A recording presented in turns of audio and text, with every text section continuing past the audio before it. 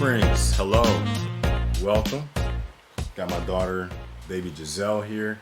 So this is Holy Week. We are in what's traditionally been one of the most celebrated weeks in the Christian calendar because we know it ends with Good Friday and then kicking off the next week is Easter Sunday. And so kind of the importance of this week is that Jesus is going to the cross on Friday. He's going to die for sins.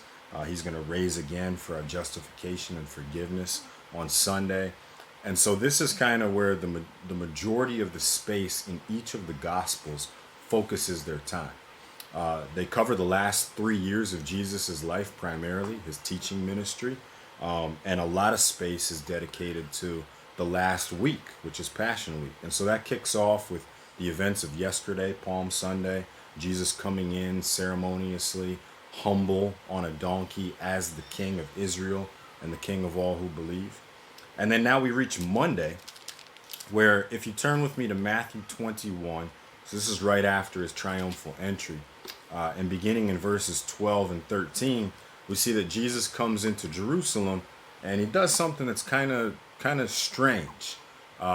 Goes into the temple and he's overturning tables and he's driving out the money changers from the temple. Now, oftentimes we look at that passage and we're like really, what's Jesus's deal? We kind of give him a holy pass and we say, all right, well, he's the King of Kings, so we'll just excuse that behavior without really understanding what's going on.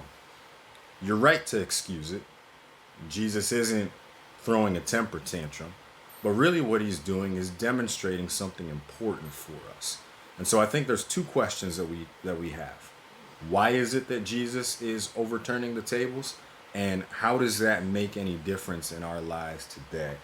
I think the first hint for us is in the quote that Jesus gives. If you look at verse 13, he tells us there, or he proclaims as he's driving them out, he says, "It is written, my house shall be called a house of prayer, but you make it a den of robbers." And he's quoting from Isaiah 56 and Jeremiah 7. Jeremiah 7 in particular is interesting because there's 2 times in the book of Jeremiah that Jesus clears out the temple. There's also 2 times in his earthly ministry that he does that. In the beginning, in John 2, and then now as we're reading on Monday of Holy Week. So why is he doing that? What Jesus is demonstrating is 2 things. The temple itself is representative of works-based righteousness. It's also representative of centralized religion. So works-based righteousness. This is where people came with their animals to sacrifice, believing that by, cutting up a bull and laying it on the altar, that this was going to please God and atone for their sins. It's a centralized religion in the sense that everybody from Israel is piling in at this one location. They're all coming to Jerusalem to sacrifice and to celebrate the Passover. Well, what can we learn from that? Jesus is overthrowing those tables and driving people out of the temple and the money changers because he's saying, I came to overturn this entire system. The idea of temple, the idea of sacrificing animals, bless you, baby. The idea of sacrificing animals, coming to one spot to worship God, Jesus is doing away with all of that idea. As a matter of fact, 2 chapters later, he's going to tell the woman at the well that the Father is seeking those who worship him in spirit and in truth. And so which mountain you worship on matters not. I think the application at this point becomes slightly obvious in that we're no longer centralized, and maybe we never should have been. It's important, of course, to have a place to gather, to worship on Sunday mornings, and have a presence in the community.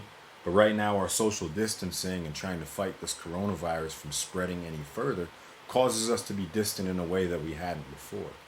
But if we're like what Jesus is called for, worshiping God in spirit and in truth, then we can do that whether in the comfort of our own homes, we can do that in an elementary school building as we had been for the last year, or we can do it wherever God may have us going forward in the future.